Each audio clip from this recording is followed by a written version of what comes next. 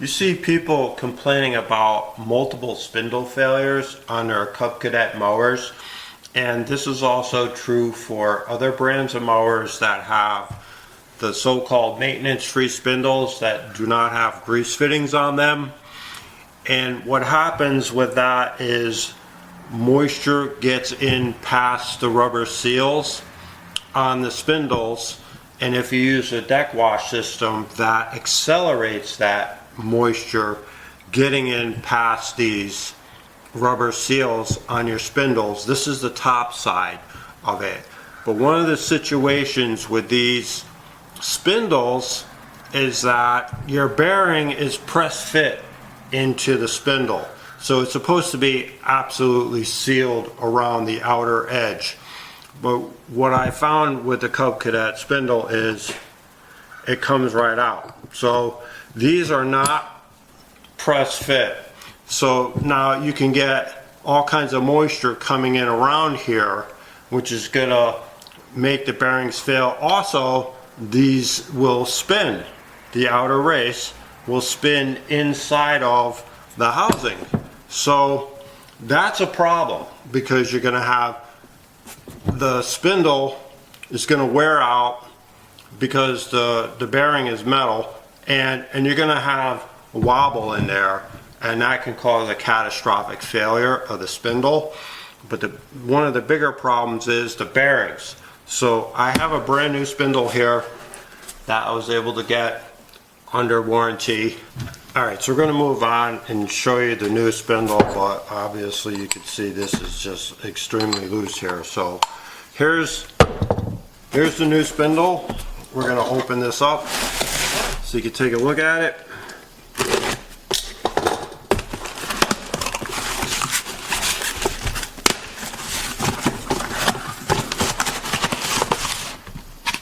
Here's the spindle assembly cardboard.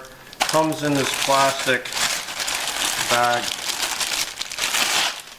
There are no bolts for these. These do not come with bolts. They're not tapped for your deck bolts, so save your existing deck bolts. This comes complete. This is $120 as of making this video. So we're going to kill the sound here a little bit while we take off this top nut. Alright, now here we go. Take this off. Here's your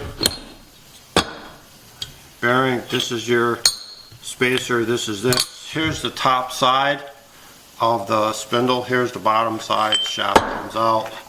And look at this. Bearing comes right out. So what's with that?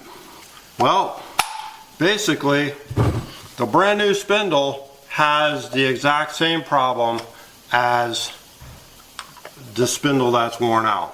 These are not really press fit in here like these. You can't pull the bottom ones out because they're machined properly, but these top ones are not machined properly. So you're going to have the same situation where this outer race is going to spin around in here and this spindle is going to fail.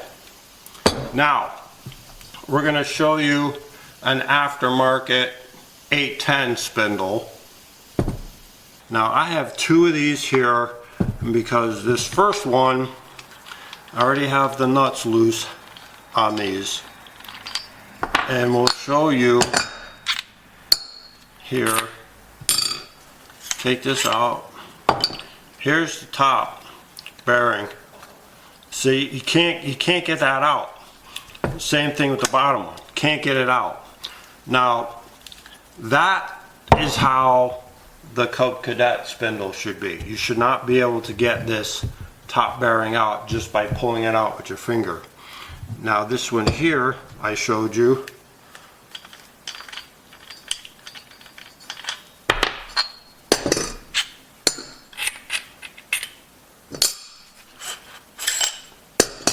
I pressed the bearing out on this one, and even with it like this, you can't pull this apart. So it's machined properly, so this bearing fits tight in here. So when you press it back in, you're not going to be able to pop this out. That's why I had this one. I already pulled the bearing out, and then I just set it in a little bit just so you could see how tight that is compared to what you saw with the Cub Cadet.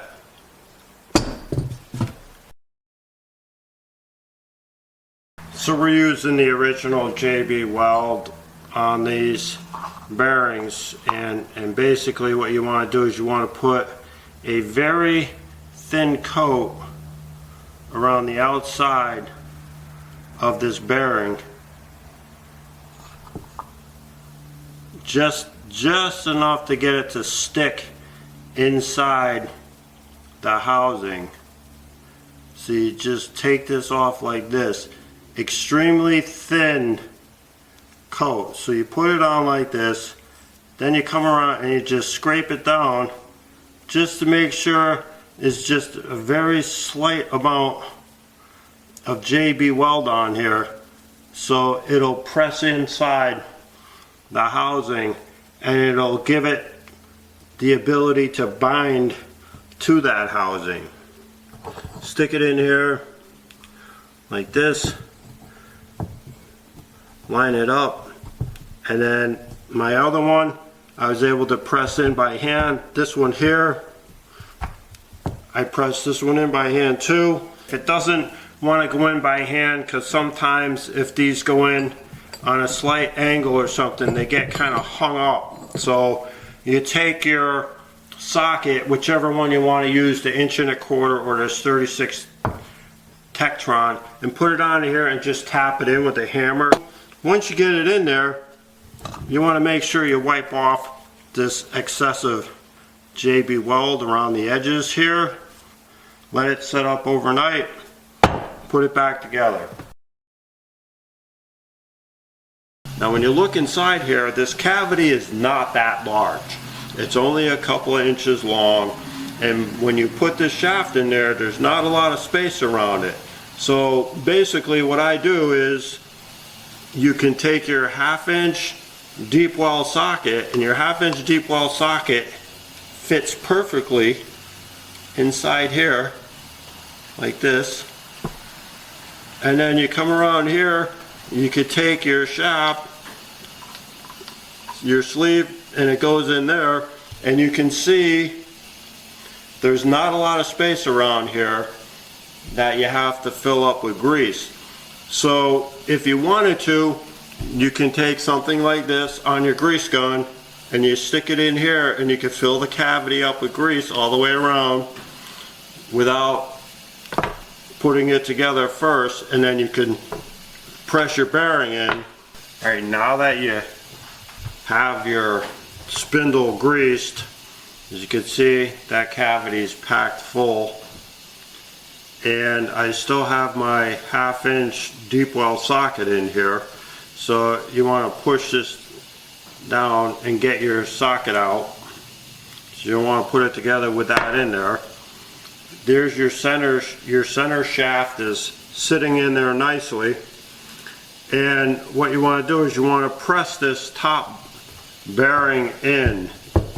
So you put it on here like this, and if you don't have a vise to use with your 1¼ deep well socket, you could take a piece of flat stock or something that you can put across the bottom here, and then take an adjustable clamp, hopefully you have one of those, and then you could open it up all the way, and your adjustable clamp will work with the shorter 1¼ to press this bearing in. I have a vise, so I'm going to use my vise to press the bearing in, and I'll use the 1¼ or I'll use my 36 Tektron. I generally use the 36 Tektron because this goes into the exact depth that I need to set the bearing in.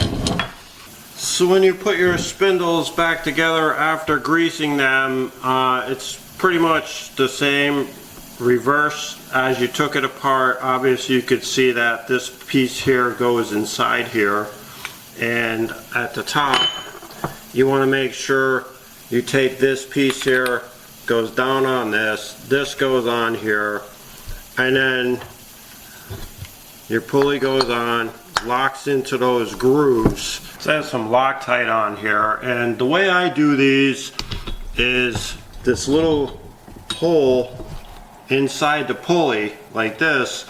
I take a screwdriver like this that's got a nice rubber handle on it, and I put it in just towards the top of the pulley, and then I take my air gun on low power, and then I put it on here and I tighten it up, and the screwdriver prevents the pulley from spinning around. Okay, these have been greased up, and what you want to do is you want to do a resistance check. A resistance check is you take a pair of these slippery garden gloves and you put your finger around the side of this and see if you can turn the pulley. These things are cheap. You get them at Home Depot, Lowe's, anywhere like that. Now this one here, whoops. This one here is greased, but you can put your finger on this and spin it. Now this one here you cannot. This one has got too much grease in it, and it's got a lot of resistance here, and that's the extra tacky grease. You could use a thinner grease, a lithium grease, that won't have as much resistance. So if you grease it to the point where the grease is coming out here and here, you know you're loaded, and that might be too much resistance. If you're using the extra tacky grease, this one here I did not put as much grease in, and there's not as much resistance on this, even if you're spinning it like this. This one definitely feels like there's more resistance. So you want to check that, because you really want these things to spin freely, but not so freely like they spin when there's no grease in them. Alright, so when you take this apart and you look at the bottom of your pulley, you can see there's no real grease splatter or anything under here. That's a good sign. And then you take this off and you take this off, and you can see there's really no grease splatter on this guy either. So that's a good sign too. You can see here. So this guy was properly greased, and he has the proper resistance and stuff. If these things are over greased and the grease starts coming out of here while you're pumping it, and you see it coming out around this shield or down here, when you're running the mower, you're going to have grease shooting out of there. I mean, that's not a big deal. I've had that on my Husqvarna deck, and it's really not a bad situation. I just test run it somewhere where it doesn't matter if the grease shoots out. But you want to try not to over grease these. This way here, stuff stays cleaner, and you don't have debris and stuff sticking to the grease on your spindles. So anyway, here's the spindle. So on this side where we epoxy the thing, you want to stick your finger in here and you want to push that inner sleeve over. As you can see, I don't know if you can see that or not, but you push that inner sleeve over enough so when you put your 1/2-inch socket in over here, it touches that inner sleeve that you shifted over with your finger. If you can't shift it over enough for it to catch with your finger, you can always just stick a screwdriver in there or something and you can shift it over. And there it is. Alright, to get the grease out of here, you can use a popsicle stick, which is very narrow, craft stick, or wood shim, which works really good. It's an excellent diameter for that. I'm just gonna scoop it out with my popsicle stick. Alright, so we have all our stuff here. Here's the socket. If you want, you can put an extension in there to give yourself a little more space. Here's a reducer. You could put this in here, give yourself a little more space too, for when you're tapping this out. So basically you take it like this.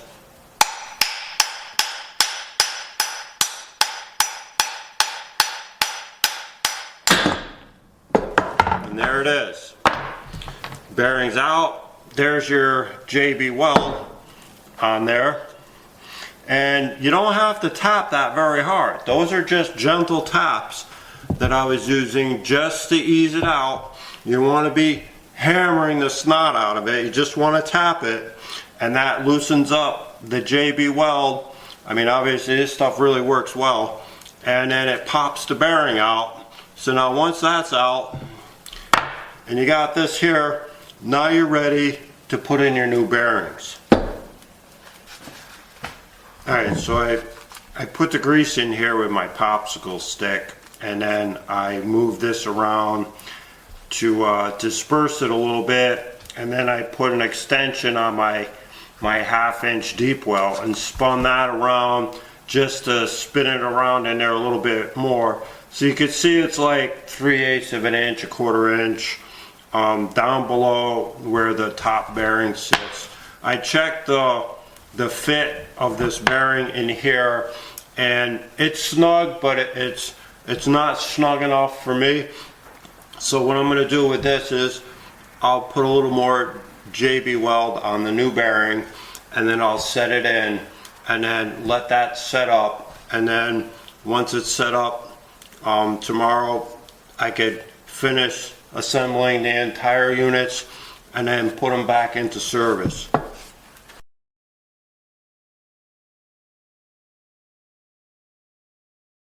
Alright, we're going to talk about the hammer method on getting the bearings out of the spindles if you don't have any other way to do it. So we have several different sockets here to accomplish this goal. And one thing that you need to know is the 810 spindles, these are the ones you could buy at the aftermarkets with the grease fittings on them, are slightly smaller on the inside diameter, so the 1 1/4 socket does not go in there. The 1 1/8 does. So you have to remember 1 1/8 for 810s. You could use 1 1/4 on the Cub Cadet. Now the bearings, if you don't intend on reusing these bearings, then when you drive them out, you can use this side against the bearing. If you plan on reusing the bearings, you want to use this side against the bearing, because it'll protect the bearing from being destroyed. If you plan on reusing the bearings, you have to flip this around. Now you're not going to have as much space, and that's where you can take a socket, and the socket can go inside of here, and that'll give you a little extra length, and then you can put an extension on this, and then you won't have to worry about smashing your spindle while you're doing it. Now if you don't have large sockets to do all this stuff, you could get 1/2-inch washers. 1/2-inch washers are about the same size as the 1 1/8 socket, and you could stack these up for extra strength, and then you could use smaller sockets. You could use 3/4, 5/8, 9/16, whatever you have available to you to get these bearings out of the spindles. You have options.